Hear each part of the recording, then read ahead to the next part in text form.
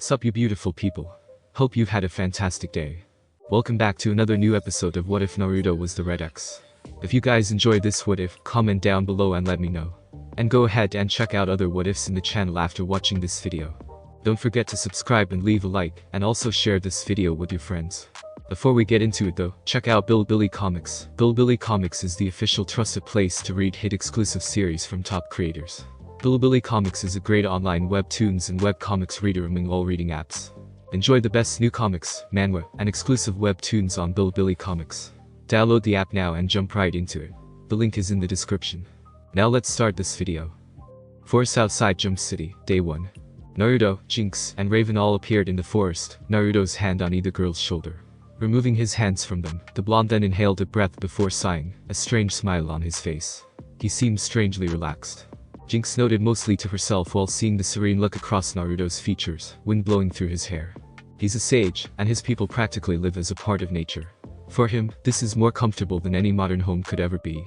Raven reminded the Rosette with a frown across her face, having realized it herself when they last came out into the forest. Upon learning that tidbit, Jinx had to inwardly admit it was nice in the forest. Stretching out her arms, she then watched as Naruto simply stood there for a moment before breathing out a sigh. So we're here. What's next, temp? Jinx questioned with a court eyebrow, and Naruto opened his eyes and turned to look at them with a smirk. Since you've already got physical training, I'll have a clone teach you some things in tracking, scouting, and overall wilderness survival skills. Naruto says while making a shadow clone at his side that grinned towards Jinx, the Rosette pouting slightly at being given to a clone for training. What about her then? Jinx questioned while pointing a finger towards Raven, the violet-tressed girl narrowing her eyes onto the Rosette. At first Naruto merely turned back towards the horizon while looking out at the vast forest before him. Another clone will help Kar-chan train physically, since she has no physical skills whatsoever. Naruto replies with a wave of his hand, and gets a look from both girls, as he makes the second clone without looking to either of them. Then what are you going to be doing? Raven suddenly questions and Naruto crosses his arms behind his neck and closes his eyes. This trip is for all of us to work on developing our skills.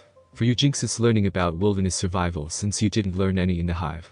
For Kar-chan it's more about her getting some physical training, since she is sadly undertrained in that department. As for me, I'm going to be training a little mentally, mostly because I want to figure out how I do that bone armor thing recently. Naruto replies before walking away from the two girls and his clones. Just don't do anything I wouldn't do boys and we should be fine for the week. Naruto orders while walking away, the clones crossing their arms, frowning deeply as he walks off. I hate it when the boss leaves us to do all the grunt work. One of the clones noted while crossing his arms over his chest, and the other nodded his head with a frown. However the frown then turned into a sly look as he looked at Raven and Jinx, then back to his partner with a grin. But on the bright side, we're the ones who get to spend time with two babes for once. The other clone noted with a grin, and his partner smirked while nodding his head in agreement. However, Raven then cleared her throat to get their attention, Jinx raising a brow at the clone's strange mannerisms. Are you two done yet? Raven questioned the clones with a flat tone, hoping to get this ridiculous trip over and done with as soon as possible. While she did enjoy Naruto's company, his clones somehow had an exaggerated version of his personality, exaggerated to the point that they more closely acted like his old dope self than the Naruto she was with, and that was like being around Beast Boy. And she truly disliked being around for extended periods of time. Yeah. One clone said while walking over to Jinx and squatted down. First lesson Jinx, I'll show you how to set up camp. The clone states while Jinx looks to Raven for a moment before going over to the clone. Raven merely rolled her eyes in response, dropping her backpack and cloak before looking to the other clone. Seeing it had a raised brow, Raven mentally sighed before explaining. We're training right? She asked and the clone nodded his head. I don't want to tear my cloak or lose my belt. She explains, and the clone makes an O with its mouth before grinning widely. Well okay then Kar-chan, first things first, we'll start off with a light jog for a while. The clone states before jogging off, Raven groaning lightly before following after the blonde-haired youth. Oddly, Brave seemed to enjoy this idea of Naruto's, but then again, Brave was the one who was known to be stronger physically than any of Raven's other emotions, even rage passion, wasn't as strong as bravery. Back with Naruto, he had gone fairly deep into the forest, and now he sat upon a cliff, facing a steep drop to a valley below. Sighing for a moment, the blonde then looked out over the forest, a sense of peace flowing through him. I never did like artificial crap, all that much nature is my preference, even though I still use technology to an extreme extent, in the form of the various forms of the X-suit. Naruto mused to himself while the wind blew through the spikes of his hair, and his eyes closed with a wry smile. Now to get to work. It was only after I first encountered my inner demon that the bone armor started forming, so maybe if I can find him in my head, he'll be able to tell me how to do it consciously. Naruto mused while taking a deep breath, and then placed his hands over his knees. Clearing his mind, Naruto felt as he somehow become practically weightless, and soon enough, he saw bright light. With Raven. Raven found she really didn't like training with Naruto that much. Admittedly, she needed it, considering she was tired only after the first 10 minutes of jogging, but honestly, she just didn't like training. How much farther are we going to be jogging? Raven suddenly questioned while leaning into the side of a tree, the clone sighing to himself before walking over to the girl, and crouched down with a smirk on his face. You're seriously out of shape, Card-chan. The clone noted while Raven gave him a scathing look. Hey, don't give me that look. It's the truth. The clone states while pointing at Raven, and the girl crosses her arms over her chest. Listen, I know you have your powers for fighting villains and such. But let's face it, whenever you don't have access to them, you're in a significant amount of danger with only your friends or me to save, and it's been proven on several occasions that that won't always be enough to keep you safe. The clone explained to the violet-haired girl simply, and Raven mumbles under her breath for a moment before breathing out a sigh. Fine, then what do you suggest we do about it then? Raven asks the clone with a frown, and the clone hums in thought for a moment. Well, first of all we need to work on your building up both your muscles and your stamina, then we'll worry about you actually learning how to fight. The blonde-haired clone replies thoughtfully while tapping his foot. Hearing this plan, Raven raised a brow in his direction while giving him a look. I thought my stamina was pretty good when we... She started to retort, only for the clone to quickly cover her mouth with an amused look on his face. That kind of stamina really doesn't count in this kind of situation. Besides that, lust and passion help you on that front. The clone reminded the girl with a smirk, and she blinked before looking to the side as he then crossed his arms. Now then, let's get back to actually training and stop all this useless talking. The clone muses aloud while Raven could only sigh tiredly before pushing herself back up to her feet. Crossing her arms and giving the clone a look, the violet-eyed girl made a mental note to get back at Naruto for this in some way. Alright then, what do we do first? Raven questions of the clone, and her grins towards her, a shiver running down the length of Raven's spine as he does so. I've got a bad feeling about that look. She couldn't help but think while staring at the clone. With Jinx. Jinx found herself following Naruto's clone through the forest. Unlike Raven, however, Jinx found this was actually well fun. Alright, this first lesson I'll teach you is simple. You're going to learn how to follow tracks by following the bosses to him. The clone states, and Jinx nods her head while he gets down and motions her down. Alright, first of all, look for anything out of place around us. The clone orders, and the Rosette raised a brow while looking at the blonde clone. What exactly should I look for? She asked, seeing as scouting wasn't something they taught in the hive. Broken branches on the ground or in the trees, footprints, scraps of cloth, or anything that doesn't seem normal in a forest. The clone replies with a thoughtful look on his face, and Jinx nodded her head before quickly scanning the area, while the clone leaned back into a tree and watched her. Jinx looked around for a moment, trying to spot anything that was out of place. Alright, looks like having a dad like Snake is finally going to pay off. Jinx reasoned to herself while crouching down like he had taught her when she was little. While he never taught her anything even close to scouting, Snake was actually some kind of a secret agent in the military for the longest time, though now he was thankfully retired. Thus Snake had taught her quite a bit about infiltration, which in turn helped her with her criminal career, as well as other things, which might help her a little here. She sometimes wondered about why he taught her anything like he did, but then again, back then she was a street kid. And of course he also once said that if she was going to steal anything, he didn't want her getting caught. A small smile actually crossed her lips as she looked for anything while not disturbing her surroundings. Licking her lips, Jinx narrowed her eyes upon seeing a footprint to the side. Following it, Jinx started on her trek with the clone following behind her. Looking at the print, Jinx instantly knew it wasn't Raven's or her own, as the style of the sole was noticeably different to her platforms or Raven's own boots. Noticing several broken twigs on the ground that went over to the side, Jinx followed those as well. Don't forget, you can also use your other senses besides sight. Touch, try to feel the vibrations of the ground to determine if anything is in your general area. Smell, odd scents like perfume or anything else shouldn't be outer, even if it's a flowery scent. If it's not natural to this region, it could lead you to your target. Sound, remember to listen for any strange noises as well, as they are your best bet when tracking someone. The clone of Naruto continued, and Jinx wondered if the blonde-haired teen was going to become some kind of teacher in the future. Shaking her head of those thoughts, Jinx focused more on the here and now and closed her eyes. Listening to the forest around her, she heard several birds chirping and singing, causing a smile to cross her features. If nothing else, I think this might be a fairly relaxing trip. The girl mused to herself before opening her eyes while making her way along the trail left by the footprints, so she could find the original Naruto and move on to the next part of her survival training. With Naruto. The blonde suddenly opened his eyes and found himself completely encased in darkness. What the hell? He wondered to himself before his eyes suddenly widened as an eerie feeling started to fill him. Looking all around, the darkness swirled and shifted, soon revealing a massive structure, a flight of stairs leading up the front of it. Frowning to himself, Naruto walked forward and started on his way up the structure, only to stop as torches of blue flame seemed to form beside of him. Shaking his head for a moment, Naruto started back up the strange, almost temple-like structure. Continuing upwards, Naruto noticed as more of the strange torches lit along his way to the top, suppressing a shiver that ran up and down the length of his spine. Naruto soon reached the top of the structure, and found an old-fashioned shrine upon the very top of it beside another long upwards leading staircase. What is this place? Naruto couldn't help but wonder while walking towards the shrine when a pair of eyes opened up behind him. Stopping at the shrine, Naruto looked it over for a moment before opening the doors, only to stop at a series of words. Will alone cannot carry one through life. Power alone is meaningless without something to protect. It takes something more to truly live and grow. The words seemed to echo in Naruto's mind, a vision of someone briefly flashing in his mind's eye. Shaking lightly in fear, the blonde-haired boy slowly turned around to see a familiar shadowed figure standing behind him. The man silhouetted in darkness completely, save only for those familiar eyes. You. The blonde-haired boy whispered with wide eyes while slowly backing away, as the man walked into the light to stand before the blonde-haired boy. He was Naruto's height with the typical build of a shinobi, pale skin and purple painted finger and toenails, his long raven-colored locks held back in a thin ponytail, while his bangs were parted to frame his face. However, his crimson-red eyes were quite clearly that of the Sharingan. His features almost mirroring Sasuke's own save for the deep stress lines beneath his eyes. The man was dressed in a familiar high-collared black cloak with red clouds, a black Nohagakure headband with a slash through it over his forehead, a pair of black shinobi pants, white stirrups over top his black shinobi sandals that reached up over his calves. Hello Naruto-kun, it's been a while. The man noted quietly, the low tone of his voice causing a shiver to run the length of Naruto's spine. Itachi, is it you? Naruto whispered in question while gazing at the man in shock, having believed him to be dead, and if that was the case, he wondered how Itachi could possibly be standing before him right now. Titan's Tower. Beast Boy sighed while walking into the tower. It was getting kind of late, and Kitten had to head home since she had school the next morning. Dude, the one drawback about not going to school is that I can't see Kit until she gets out. The green-furred teen says to himself while walking through the entrance hall with a sigh.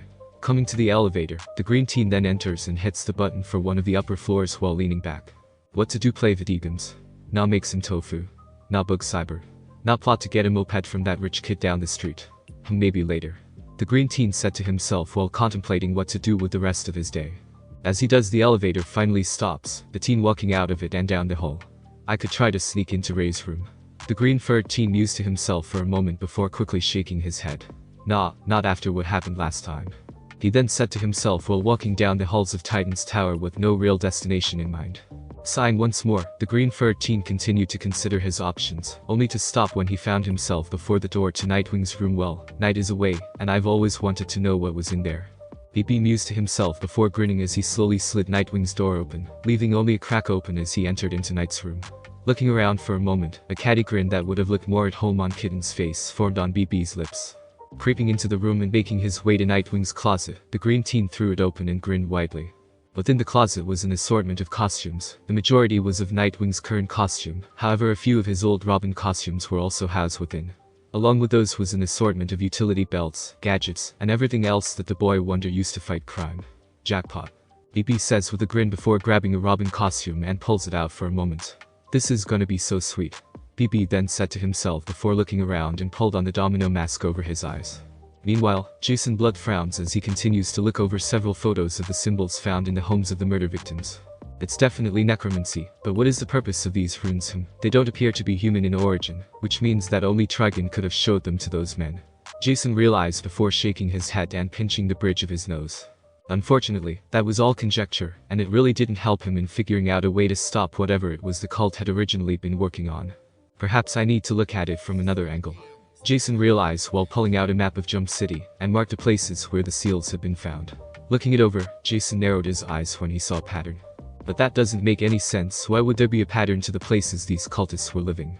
Jason wondered to himself while looking at the map, and then widened his eyes while opening a book at his side, and started to compare the runes Batman had photographed to a set of them within the book for a few moments. I see, so that's what they are. Jason mumbles while looking back to the man and took a red pen, and started to trace a shape over top them, creating a familiar S-shaped rune in the center of the city. When those men were killed, their remaining life energy was absorbed by those runes. It became a power source for Trigon to breach the barriers of hell and come into our world. The scarlet-haired man whispered to himself before sitting back and crossing his arms over his chest with a deep frown. Yes, it makes sense now. Some of those suicides in town must have been other cultists that the assassin wasn't able to reach in time. Jason mumbled to himself before scowling deeply as he started to mark places that would also have cultists, if his theory proved to be correct. This is not good. Trigon already has the life force of over 12 humans, with only 6 more to go. He'll be able to open a doorway to our world. Jason realized while looking over the map before placing a finger to his right ear. Watchtower, patch me through to Batman. I believe I've found something. Jason said aloud while continuing to stare at the map while the transmitter was patched through to Gotham. Batcave. Batman sits before his computer, frowning as he looks at the results of the DNA test. So the Ravager really is the assassin, but who told her where the cultists were, and why does she need those rings of Azar? Batman wondered to himself before mentally frowning as he hears a chime from his communicator. Batman here. The Dark Knight says flatly while continuing to gaze at his computer. Batman, I believe I've discovered something you'll want to see.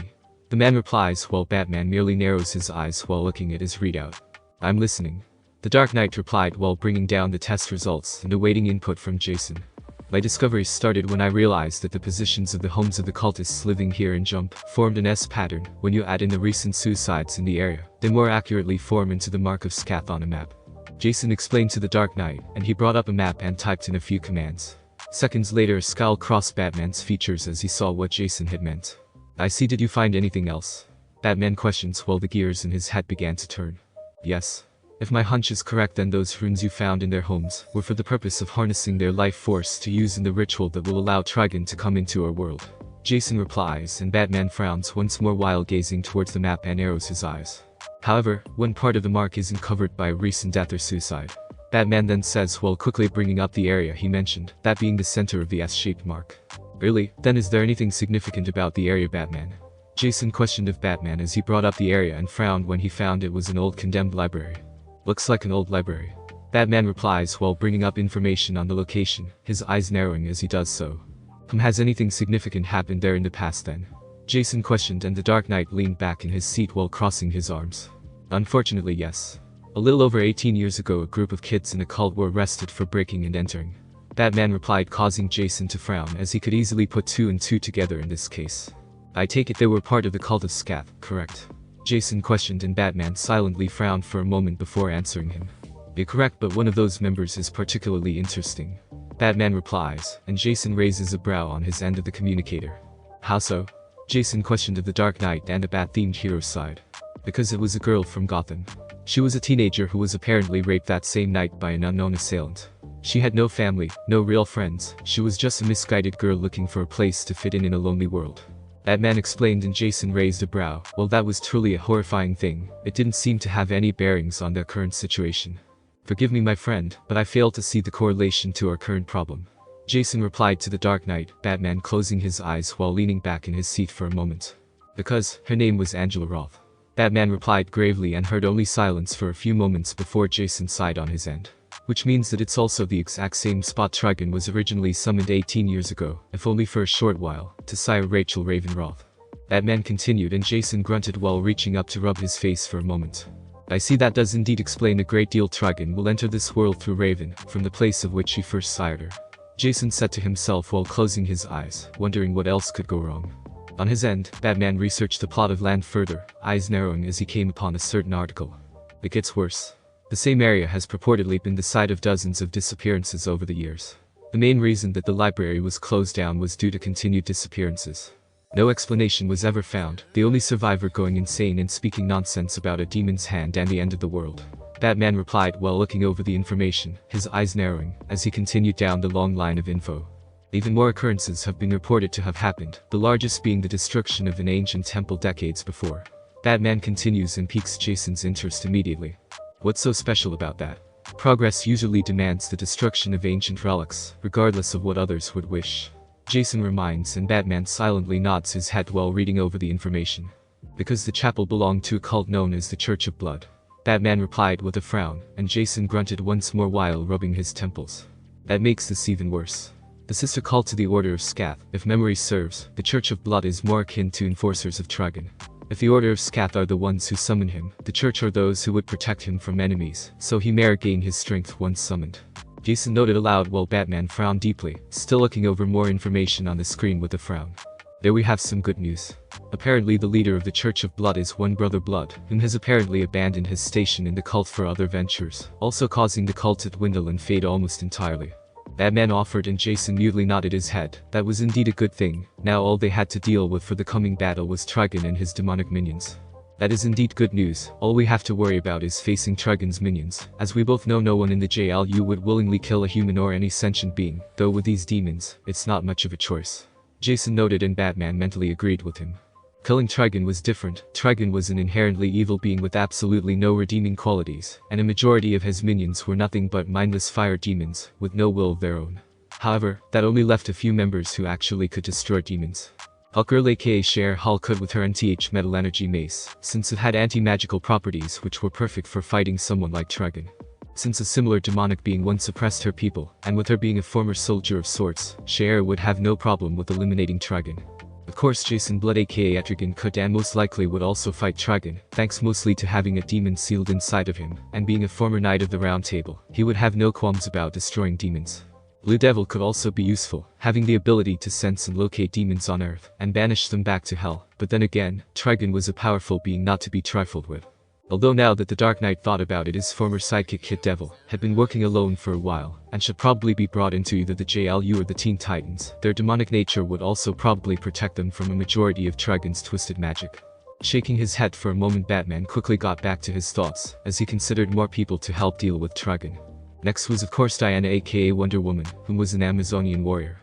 The fact they had once had a battle against Hades, the god of the underworld himself, also helped reinforce her use against a mere demon, not to mention she was very experienced in battle and very durable.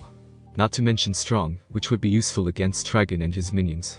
Then came Dr. Fate, a no-brainer really, as he was the world's foremost authority on the occult, as well as a sorcerer with nearly no equal. His spells could heal and protect the more front-line fighters, as well as be offensive when needed, making him an all-around combatant in this instance. Naturally, Zatanna would have made a perfect addition to the team as well. However, it was clear she had a distaste for Raven for some reason, leading Batman to suspect some form of relation between Angela Roth and his longtime friend Zatanna. As he couldn't find any records of Angela's birth parents, and the two bore obvious similarities physically, and the last two he could think of that would be able to fight Trigon was first of all, John Stewart aka Green Lantern. John was an ex-Marine with full combat training, not to mention being an expert sniper. That combined with his power ring would allow him to fight Trigon's forces at the very least. And last, and probably the most qualified to fight Trigon, Zoriel. Zoriel, a former guardian angel who had been fighting the legions of hell for generations. If anyone was qualified to help in the fight against Trigon, it was him. After all, who better to send to fight against a demon than an angel? Batman. Jason suddenly questioned and Batman opened his eyes and mentally berated himself for losing himself to his musings. Yes, Jason. The Dark Knight questioned of his friend and Jason chuckled lightly for a moment. You'll have time to lose yourself in your thoughts later, my friend. For now, we still have more work to do. Researching isn't all that this particular case will require. I believe we'll have to look over the individual locations of the homes and the library. Also, we may need to put together a team to combat Trigon, on the off chance we are unable to prevent his return. Jason says while awaiting the Dark Knight's response and Batman grunts slightly for a moment. Agreed, I'll talk to John about putting that team together and be back in Jump City soon enough to continue the investigation. Batman out. The Dark Knight said aloud while tapping one finger on his chair while looking over the information he had dug up. Tartarus HQ. Donnie was watching Gizmo once more, mostly because it was more interesting to do that than it was to sit in the infirmary. Gizmo's work on the new suit seemed to be limited only to the skull mask, the strange spinal column ribs, and of course the arm devices that resembled gauntlets. Why is he only working on those portions of the new suit? The girl had to wonder while looking through the ceiling above Gizmo's lab, and also making certain she didn't fall down from above by leaving only her head neck intangible, while the rest of her body was completely invisible. Her question about why Gizmo was doing so much work on only the helm and few other parts she'd seen thus far, only increased when she watched as Blackfire walked into the lab with a massive metal crate over her shoulder. I can't believe you convinced me to get you more of this stuff even if it is for X. Do you have any idea how much trouble finding variations in this part of the galaxy is? The black-haired alien princess questioned of the tiny terror, while placing the crate onto a work table at her side. You weren't complaining when I asked you to get this shit for your suit. Gizmo reminds angrily while giving the alien princess a fierce glare, Blackfire merely rolling her eyes. Yeah, but that was because I was actually getting something out of that. This time I was basically lugging a bunch of metal and components around for you, and back then the variations were Saturn. This time I had to go all the way to Pluto. Blackfire reminds with a frown while rubbing her shoulders and stretching out her arms. What? She literally just traveled from somewhere near Pluto to get the stuff Gizmo wanted, and then flew all the way back to Earth, while having to make sure she didn't drop anything. Whatever, at least I finally have what I need to finish the newest tech suit. Gizmo said flippantly while Blackfire muttered something under her breath and sat on the work table as Gizmo opened the crate up, revealing a massive amount of metal alloy and strange-looking computer components. Wait a sec, Gizmate, Blackfire new armor as well. When did that happen? Donnie wondered to herself while Gizmo pulled out the components and laid them out along his table. I still don't see the point of making him another new one when his current one isn't even damaged. Blackfire notes with a frown, and Gizmo mentally rolls his eyes while reaching to his controller. Messing with it for a moment, a large arm reached down from the ceiling to grasp the crate and lift it up. Because the older X suits all use currently available tech because I had to cut corners due to costs. However, with the hull you girls got with Ivy and Harley, I can fund my own research and develop new technology for the X suit. As well as add in the tech I got from Snake, the tech from Batman, and of course the original X suit's tech.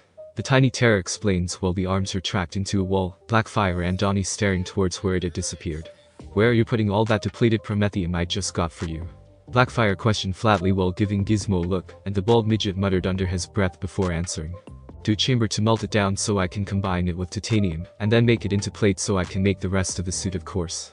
You don't honestly think I can use the shit in its base form, do you?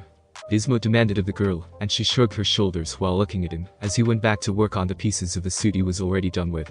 Alright, then if this suit is so advanced, just how long have you been working on it? Blackfire questions of Gizmo as the bald genius takes several of the components she procured for him, and looking them over. I started work on the original systems for the suit back when I first started work on X suit. I got new ideas for armor and new energy conversion systems. After you joined up more ideas for new subsystems around the time Pink X showed up, and I finally got the funding I was going to need to actually develop the individual components and build it after you girls robbed them all.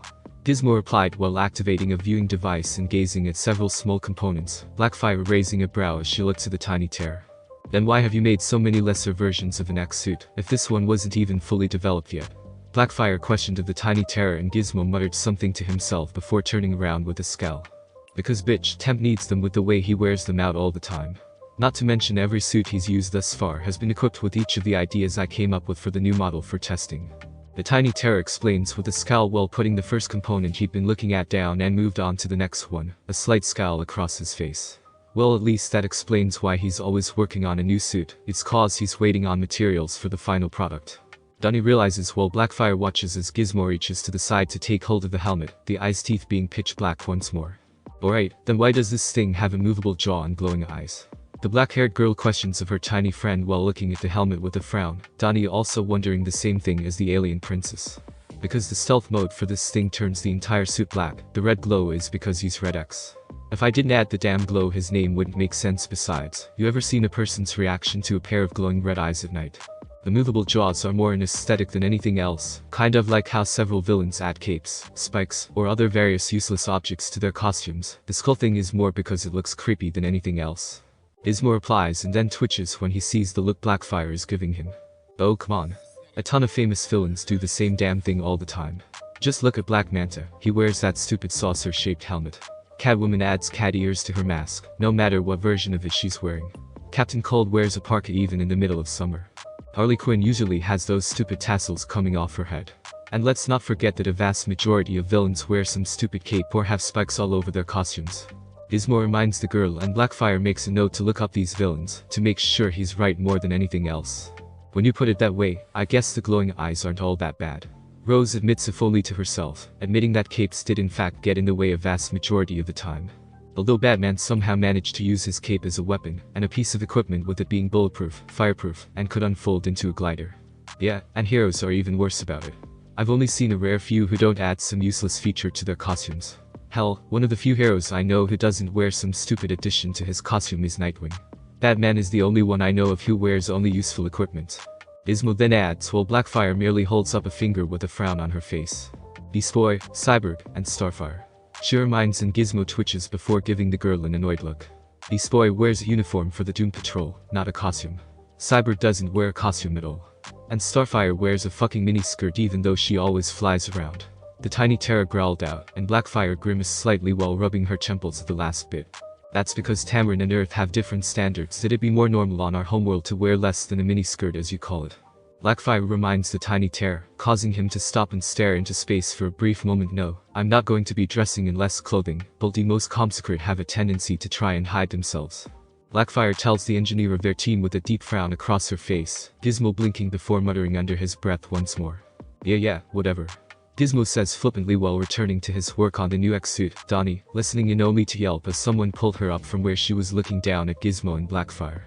Falling back, Donnie then looked up and frowned when she saw a grinning Dwayla looking down at her. However, that frown turned into a look of fear when she saw Dwayla had changed her costume, though her usual backpack was still present.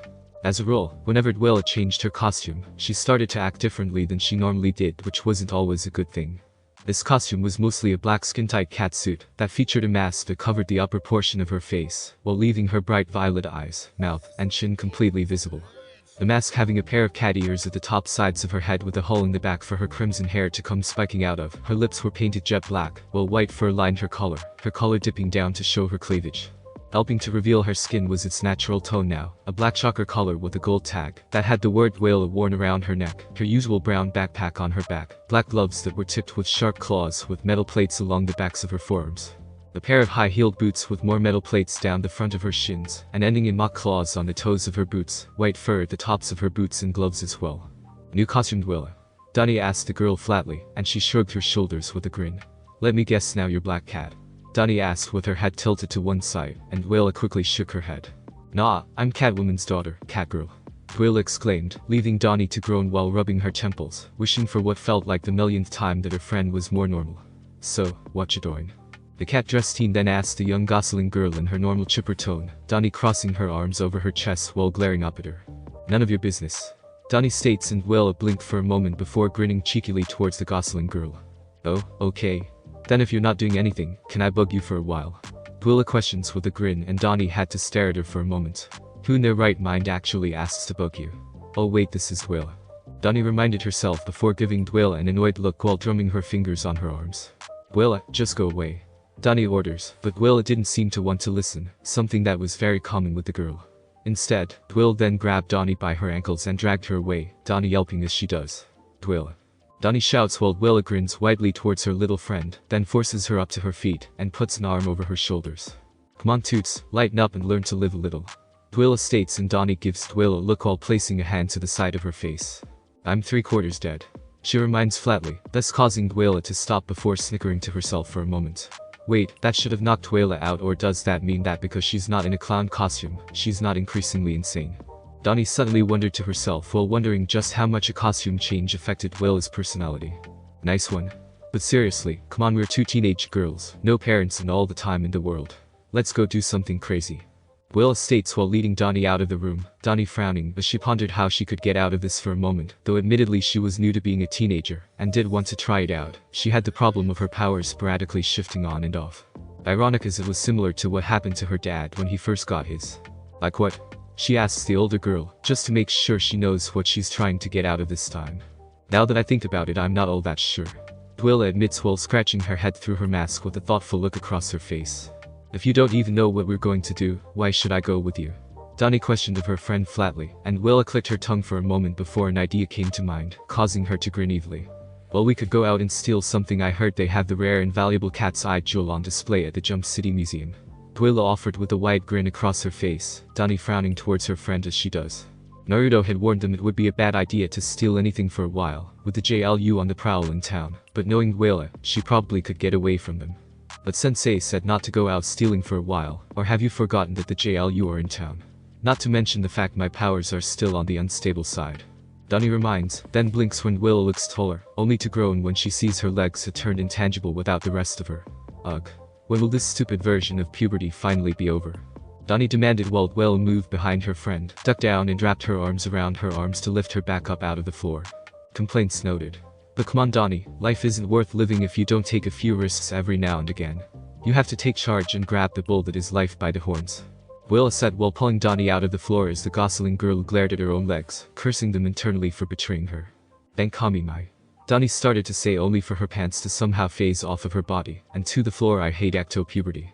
Donnie roared out loud, and Wayla snickered to herself once more, while picking up Donnie's pants and handing them to the younger girl. Grumbling to herself, Donnie snatched them from her friend and quickly slipped them back on, Wayla snickering to herself. Black. Wayla then questioned with a cheeky grin on her face, only to get elbowed by the gosling girl in the ribs. Said girl was such a shade of red that she could probably pass for a tomato, especially with her eyes also being a bright burning red. Tell anyone and I swear no one will ever find your body. Donnie growled out, eyes a blazing red as she looks at her friend, and Wayla held up her hands. Alright. Just turn off the angry eyes already. Wayla said quickly while Donnie huffed before she then crossed her arms with a pout. See, now come on, we've got a rare priceless gem to steal. Wayla states while dragging Donnie out of the room so they could go and steal something when they really shouldn't have. Back with Naruto. Naruto stared at Itachi for a moment and then shook his head as the man reached into his cloak and removed a stick of Pocky. Okay, I think you're Itachi, but are you dead or something? Naruto questioned while staring at the man as he started munching on his Pocky, then answered the blonde-haired teen. Correct, Naruto-kun. He said simply before returning to his munching, and Naruto scratched his head for a moment. Hey, who wouldn't be confused to find one of his greatest enemies living in his mind? Then exactly why are you in my head?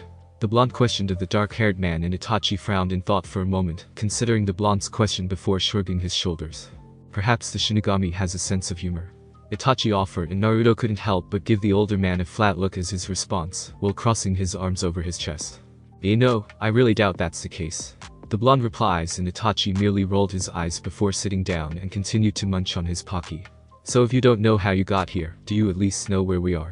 Naruto asked the dark-haired man with a flat look, and Itachi looked around for a moment before shrugging his shoulders. I have absolutely no clue, I've just been here for a while. Itachi replied while returning to his Pocky, and Naruto twitched slightly. Then where did you get the Pocky? The blonde demanded, and Itachi made a familiar hum sound while ignoring him. Why could you at least tell me what you know about where we are? Like, maybe what's at the top of this weird structure? Naruto questioned of Itachi, and the man merely made an hum sound once more, causing the blonde to twitch slightly when he did so. Ugh, so you're where Sasuke learned that annoying sound. Naruto grumbled out aloud, and Itachi smirked slightly before frowning and looking up the side of the structure they were on. Perhaps, but that is not relevant at the moment, Naruto-kun. Itachi reminds, and Naruto sighed before crossing his arms and looking to the dead Uchiha expectantly.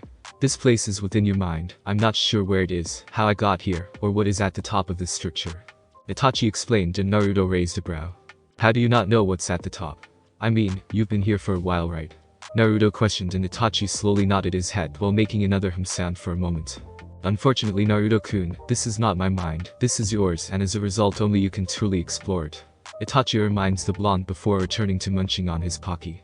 Rolling his eyes at this, Naruto starts to wonder if all the stories about Itachi and Pocky he'd heard were true, before turning to look upwards, frowning when he can't see the top of the structure through the darkness.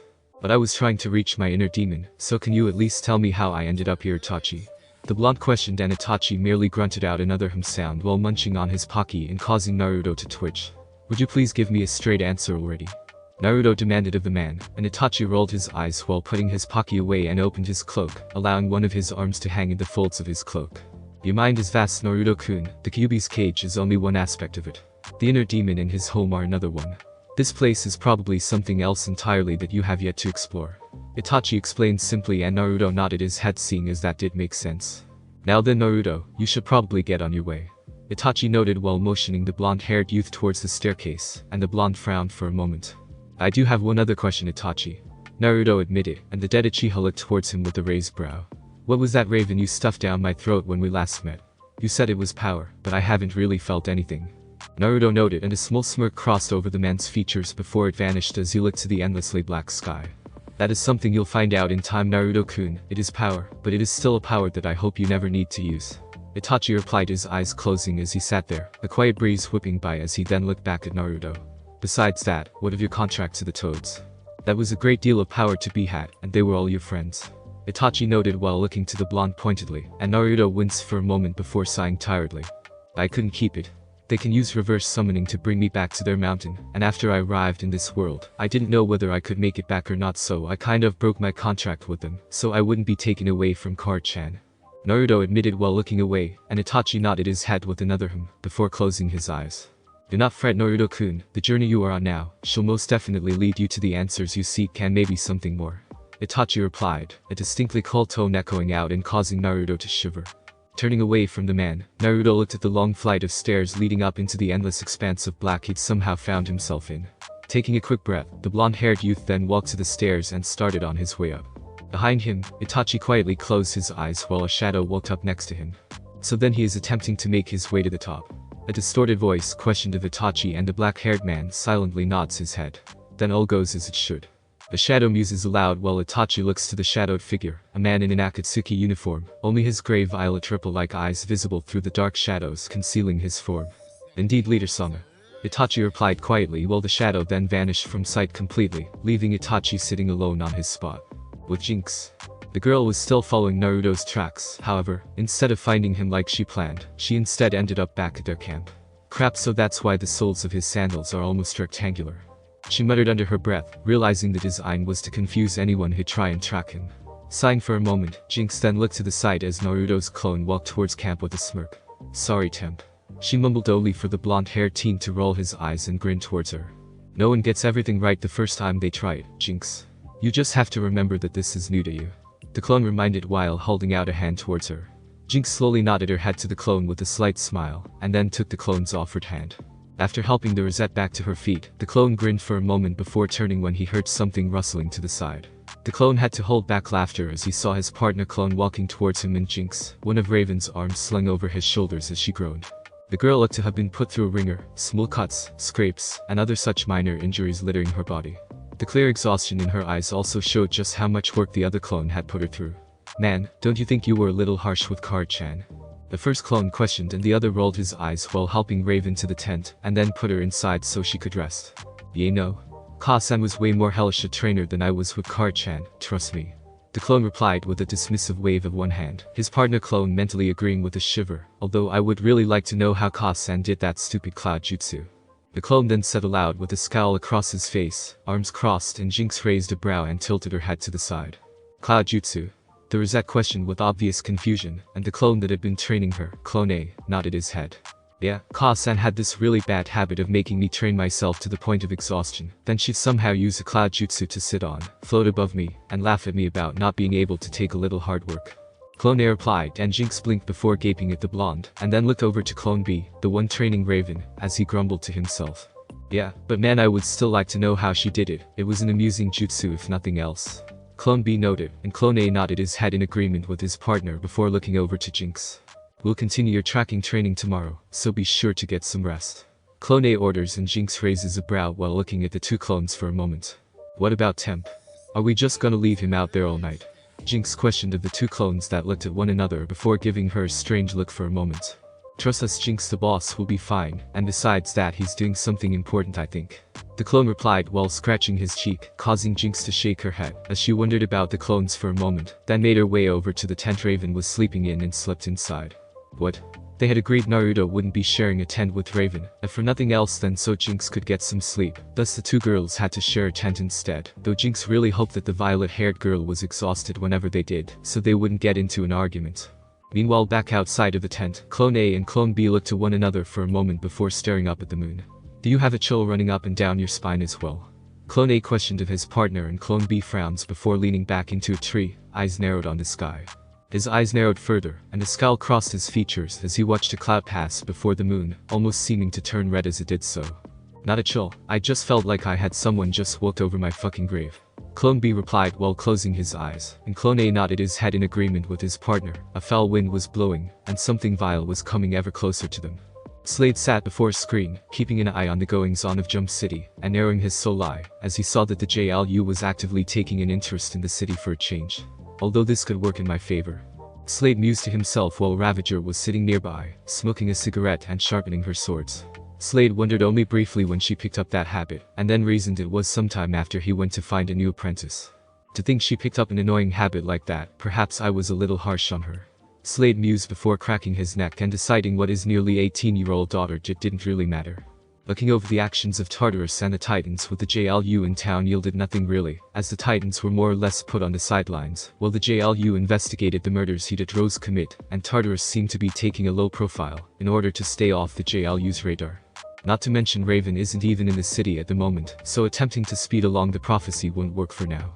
Slade mused before deciding to take a few preventative measures to ensure his own survival. Typing on his computer, Slade looked up any and all ways to fix his problem, without Trigon's assistance. Sadly, the only way he could find would be for him to go into hell itself and retrieve what he'd lost. Not my first choice, and certainly not something I'm looking forward to. Slade noted to himself while Ravager finished sharpening her twin katana, and then sheathed them on her back. Turning around, Ravager watched as Slade looked over more and more information before grunting and sitting back in his seat, fingers laced together as he glared at the monitor coldly. "Something the matter, father?" Ravager questioned while looking to the one-eyed man, causing him to turn his head slightly before humming. "No, Rose, go find something to do," Slade ordered flippantly, and Ravager sighed and flipped to her feet before walking to her room. Seeing she was gone, Slade closed his eyes and crossed his arms over his chest. He wouldn't allow his daughter to know what had happened to him, nor of his deal with Trigon. Even he would admit to being a fool, however he had no intention of believing that Trigon would keep his end of the bargain. No, far from it really, which was why Slade had other plans to secure his continued existence. Thanks for listening. I do hope you enjoyed. If you want the next part of this video, like, subscribe and comment down below, and turn on the bell notification. And also check out other videos that I have created and enjoy. See you in the next video. Peace.